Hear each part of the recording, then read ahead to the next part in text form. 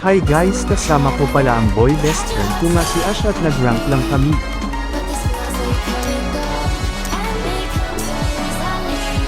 At sa first game naging okay naman ang laro namin.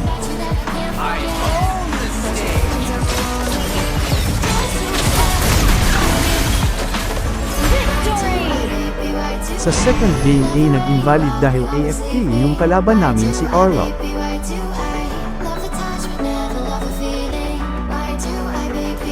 Sa last game ang lalambot lang ng line-up namin, may chance manalo yung kalaban, tignan nyo naman ang line-up ng kalaban. Kaya nag-focus na lang kami sa game, tamang dalaw-dalaw lang kami sa iba't ibang lane.